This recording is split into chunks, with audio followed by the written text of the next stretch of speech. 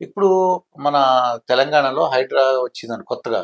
రంగనాథ్ గారు, రేవంత్ రెడ్డి గారు revenue department triple R అని ఉన్నారన్నమాట. హ్మ్. రేవంత్ రెడ్డి గారు, రంగనాథ్ గారు రెవెన్యూ డిపార్ట్మెంట్ వాళ్ళు ఏం చేస్తున్నారంటే చెరువుల్ని కబ్జా చేసిన వాళ్ళని కూల్చేస్తున్నారండి. ఓకే. మీరు చూసే ఉంటారు. చూసానండి. మీకేమనిపిస్తుంది? న్యూస్‌లో వస్తుంది, ఆ! అది. యూట్యూబ్‌లో వస్తుంది, ఆ! మీ అన్నిట్లోనూ వస్తుంది. మీకేమనిపిస్తుంది? నాకేమనిపిస్తుందంటే, హ్మ్. ఇది కూడా ఒక రకంగా మంచి పద్ధతని చెప్పాలి. హ్మ్.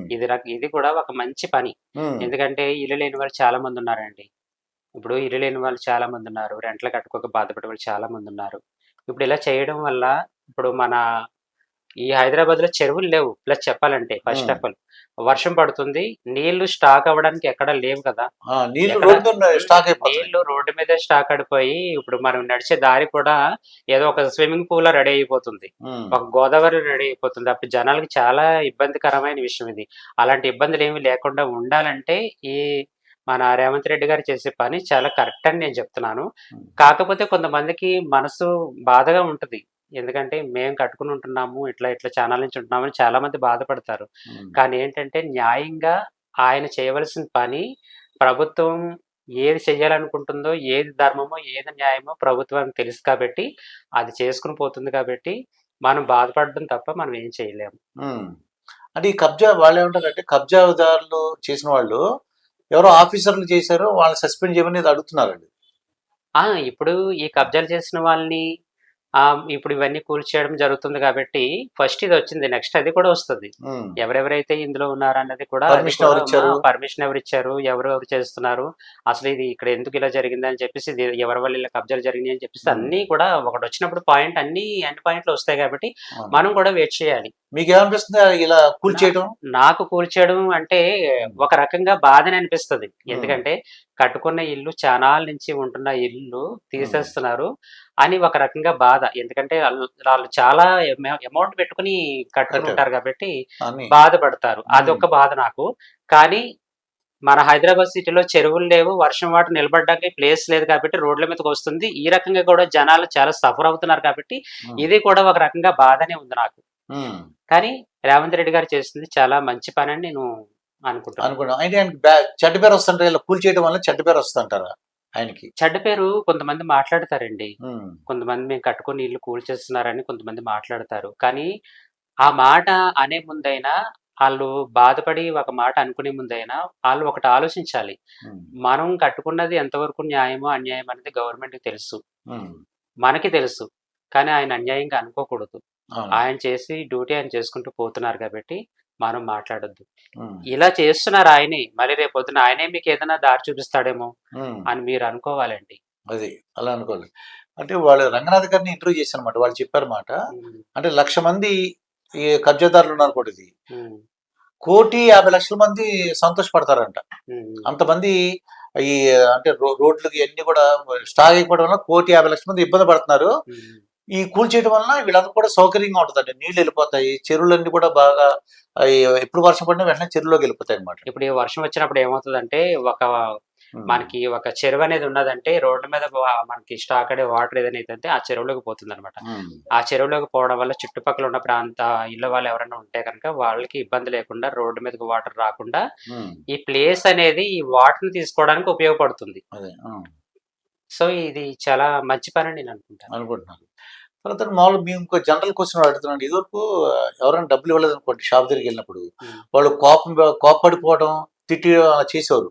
ఇప్పుడు అది మారిందంటారా ఆ వైఖరి? లేదండి. ట్రాన్స్‌జెండర్స్ ఎప్పుడు కూడా కోప్పడరు. హ్మ్. నిజంగా ట్రాన్స్‌జెండర్స్ అనేవాళ్ళు ఎవ్వరు కూడా కోప్పడరండి. హ్మ్. ఇప్పుడు అవతల వ్యక్తి ఏమైనా అంటేనే కదా మనం అంటాం. హ్మ్. ఇప్పుడు మన దారిలో మనం నడుచుకొని పోతున్నాం కదా! అలా కాదు డబ్బులు ఇవ్వలేదని. అదేనండి. ఆ! అంటే అక్కడికే వస్తున్నాను నేను. హ్మ్. ఇప్పుడు మన దారి మనం వెళ్ళిపోతున్నాము. ఎవరన్నా మనల్ని కాకేసి తిట్టినా, కాకేసి కొట్టినా మనం రియాక్ట్ అవుతాం. హ్మ్. ఇప్పుడు సపోజ్ అవతల వాడు ఏమైనా అంటేనే కదా మనం రియాక్ట్ అయ్యేది. అవును. అవతల వాళ్ళు తప్పు లేనిదే ట్రాన్స్‌జెండర్ ఎందుకు తప్పు ఎంచుకుంటారట్లా? అంటే ఒక షాప్ దగ్గరికెళ్ళినప్పుడు ఇదివరకు నేను చూసానండి. ఆళ్ళు ఇవ్వలేదనుకోండి, తిట్టి ఎళ్ళేవారు. అంటే హ్మ్. పూర్వం నేను ఇప్పుడు కాదండి. ఆహా! నేనెప్పుడో చిన్నప్పుడు సంగతి చెప్తున్నా. మరి ఇవ్వట్లేదు ఏదో మాట అనేసి ఎళ్ళిపోయారండి. ఇప్పుడు అలాంటిదేమైనా ఉందా? మారిందంటారా వైఖరి? లేదండి. అలాంటిదేమీ లేదు. ఇప్పుడు హ్మ్. ట్రాన్స్‌జెండర్స్ అందరూ కూడా చాలా గౌరవంగా బ్రతుకుతున్నారు. ఎక్కడైనా భిక్షాటన చేసుకోవడానికి వెళ్ళినప్పుడు గానీ, ఇన్‌కేస్ ఓపెనింగ్స్‌కి వెళ్ళినప్పుడు గానీ, ఎక్కడికైనా వెళ్ళినప్పుడు కూడా చాలా పద్ధతిగా మీరేమిస్తారు ఇవ్వండి అని గౌరవంగానే అడిగి తీసుకుంటున్నారు.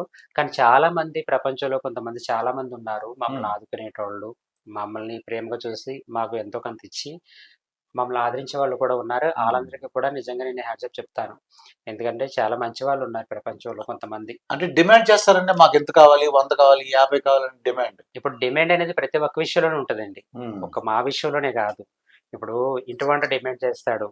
మనం జాబ్ చేసే వర్కరం కాబట్టి మనం కూడా ఇంత సాలరీ కావాలని డిమాండ్ చేస్తాము. హ్మ్. లేకపోతే ఇంట్లో వాళ్ళ మీద మనం డిమాండ్ ప్రతి ఒక్కటి డిమాండే ఉంటది. డిమాండ్ అని ఏముండదు. డిమాండ్ అని మనం అనుకోకుండా ఉంటే ఫస్ట్ అది డిమాండ్ కాదు. హ్మ్. అది డిమాండ్ కాదు. అది రిక్వెస్ట్ అని అవతల వాళ్ళు అనుకున్నప్పుడే అది డిమాండ్ కాదని యువతల వాళ్ళకి అర్థమవుతది. హ్మ్. అది డిమాండ్ కాదు. ఏదైనా అడగందే అమ్మని కూడా అన్నం పెట్టదంటారు కదా! హ్మ్. అట్లనే నేనేమంటున్నానంటే డిమాండ్ అని ఎప్పుడు అనుకోవద్దు. రిక్వెస్ట్ అని అనుకోవాలి. హ్మ్. నాకింత కావాలని అడిగినప్పుడు ఇంత కాదమ్మా ఇంత అంటే అది ఓకే. హ్మ్. అంతేగాని కొంతమంది ఎట్లా మాట్లాడతారంటే, మీరెట్లా ఉంటారో మాకు తెలుసు, అలా ఉంటారో మాకు తెలుసు, ఎలాంటి ఎలాంటి అని చెప్పేసి ముక్కుసూటిగా మాట్లాడి తిట్టి నోటికొచ్చినట్టు. ఆ! నోటికొచ్చినట్టు మాట్లాడి తిట్టి పంపించిన వాళ్ళు కూడా నేను చాలా మందిని చూసాను. హ్మ్. ఆ! చాలా మందిని చూసాను. చాలా అసహ్యంగా మాట్లాడినోళ్ళని కూడా చూసాను. అప్పుడేం చేశారు మరి? ఇంకేం చేయలేము ఏం మనం. చేయరు. ఏం చేయలేము. హ్మ్. ఏం చేయడం కన్నా మన వృత్తి మనం చేసుకుంటున్నాము. వాళ్ళు దయంటే ఇస్తారు. లేదంటే లేదు. సరే నాన్న ఏమి వద్దులే మీరు అంత కోపపడొద్దు అని చెప్పేసి మేము ఉత్తినే వెళ్ళిపోతాం. వచ్చేస్తారు. వచ్చేస్తాం. ఇంకా గవర్నమెంట్ ఇచ్చింది రేవంత్ రెడ్డి గారి నుంచి ఇప్పుడు ఇదొక మన ట్రాఫిక్ దానికి ఉపయోగించుకోమని అంటున్నారు వాలంటీర్స్‌గా. అవును. ఇంకేమన్నా ఇంకేమన్నా ట్రాన్స్‌జెండర్‌లకి ఏమైనా కోరికలు ఇంకేమైనా ఉంటే చెప్పండి ఒకసారి? చదువుకునే వాళ్ళు చాలా మందున్నారండి. హ్మ్. చదువుకునేవాళ్ళు చాలా మందున్నారు. ఎవరి ఇంట్రెస్ట్ వాళ్ళకుంటది. అంటే నేను ఈ జాబ్ చేయాలి, ఈ జాబ్ చేయాలని చాలా మందికి ఒక ఐడెంటిఫై అనేది ఉంటది కాబట్టి, వాళ్ళు ఇప్పుడు మీరిచ్చే జాబ్ కాకుండా, వాళ్ళ ఇష్ట ప్రకారంగా ఏదైనా జాబ్ చేసుకోవాలనుకుంటున్నా గానీ, హ్మ్. ఇన్‌కేస్ ఏదైనా ఆఫీస్‌కెళ్ళి జాబ్ కోసం వాళ్ళడిగినా గానీ, అలాంటి వాళ్ళు కూడా మీరు సపోర్ట్ చేయమని మీరు కూడా చెప్పాలండి రేవంత్ రెడ్డి గారు. హ్మ్. నేనెందుకంటే అందరు ట్రాన్స్‌జెండర్ నేను ఒక ట్రాన్స్‌జెండర్‌నే అండి. నేను మనవి చేసుకుంటున్నాను. మీరు చేసే ఈ పని కూడా చాలా బావుంది. మాకు ఫంక్షన్‌లు లేవండి. కొన్ని కొన్ని ఏరియాల్లో ఫంక్షన్స్ ఇస్తున్నారు. హ్మ్. కొన్ని కొన్ని కొన్ని ఏరియాల్లో రాష్ట్రాల్లో. కొన్ని కొన్ని రాష్ట్రాల్లో హ్మ్. ఫంక్షన్స్ కూడా ఇస్తున్నారు. హ్మ్. సో, మేము అలా కూడా అడగట్లేదు. ఇస్తే మాకు మంచిది. హ్మ్. మీ వల్ల మేము కూడా బ్రతుకుతాము. హ్మ్. ఇది ఒక మంచి పనే అని అనుకుంటాము. హ్మ్. కానీ ఈ ఫంక్షన్ విషయం ఎందుకెత్తానంటే, లేని వాళ్ళు చాలామంది వృద్ధాప్యంలో ఉన్న వాళ్ళు కూడా చాలామందున్నారండి. వాళ్ళ కోసం కూడా మీరు ఆలోచించాలి. ఇప్పుడు వయసులో ఉన్నవాళ్ళు మాత్రం జాబులు చేసుకుంటూ, ఇలా భిక్షాటన చేసుకుంటూ, ఏదో చేసుకొని బ్రతికేస్తున్నాము. సో, గవర్నమెంట్ ఉన్నన్నాళ్ళు మాకే ఇబ్బంది లేదు అని మేము హ్యాపీగా అనుకుంటాము. హ్మ్. నెక్స్ట్ గవర్నమెంట్ మారినప్పుడు కూడా మాకెలాంటి ఇబ్బందులు రాకుండా ఉండాలని హ్మ్. నేను ఈ మాట చెప్తున్నాను. మీరు దయచేసి ఇది అర్థం చేసుకుంటారని అనుకుంటున్నానండి నేను. హ్మ్. ఎందుకంటే ఇది నా ఒక్క అభిప్రాయం కాదండి. అందరి అభిప్రాయం అని అనుకోవాలి మీరు. ఎందుకంటే ఏదైనా జాబ్ చేస్తున్నప్పుడు సడెన్‌లీ తీసేస్తే మనం ఎంత బాధపడతామో, హ్మ్. ఇప్పుడు మేము ఈ ఈ రకంగా మేము బ్రతుకుతున్నాం కాబట్టి, ఇంకో రకంగా బ్రతకండని మీరు మాకు దారి చూపించినప్పుడు, మీరు చూపించిన దారిలో మేము నడుస్తున్నప్పుడు, ఇన్‌కేస్ ఇంకెవరైనా వచ్చి మా బ్రతుకు తెరువు తీసేసుకుంటే, మేమప్పుడు ఏ బ్రతుకు బతకాలండి? హ్మ్. ఇదొకటే నేను అడుగుతున్నానండి. కానీ మీరు జాబ్‌లు చూపించడం కూడా మాకు చాలా హ్యాపీ ఉంది. గౌరవంగా బ్రతకాలని మాకు ఉంది. మేము మీరు చూపించిన దారిలో నడవాలని అనుకుంటున్నాము. కానీ ప్రతి ఒక్కళ్ళు కూడా చేయాలన్న ఉద్దేశం ప్రతి ఒక్కళ్ళకి ఉంటుంది. చేయాలనుకున్న వాళ్ళు కంపల్సరీ చేస్తారు. వృద్ధాప్యలో ఉన్న వాళ్ళు కూడా మీరు చూడాలి. ఇదండి అంజలి గారితో జరిగిన ఇంటర్వ్యూ. ఈ యొక్క ట్రాన్స్‌జెండర్‌లు ఏమన్నారంటే, ఈ ట్రాఫిక్ వాలంటరీ అని అంటున్నారు. దీనికి జీతం ఎంతుంటది? వాళ్ళైతే నెలకి 30,000 మినిమమ్ సంపాదించుకుంటే ఇక ఎక్కువ వస్తుంటది. మినిమమ్ అయితే 30,000 వస్తుంది. మరి టైమింగ్స్ ఏంటి? చదువుకోని వాళ్ళ సంగతి చదువుకోకపోయినా తీసుకుంటారా? చదువుకోకపోయినా సరే వాళ్ళకి ట్రైనింగ్ ఇచ్చి తీసుకుంటారా? ఇలా ఏవో ధర్మ సందేహాలున్నాయి. రేవంత్ రెడ్డి గారు ఉన్నంత కాలం మరి మేము ఉంటాము. ఆ తర్వాత ఏదన్నా ఇబ్బంది ఏర్పడితే మరి మా జాబులు పోతాయి కదా అనేసి ఒక సందేహాన్ని వ్యక్తం చేస్తున్నానండి. మరొక వీడియోతో మీ ముందుంటాను. మీ మాస్టర్ దుర్గాప్రసాద్. నమస్కారం. నమస్తే.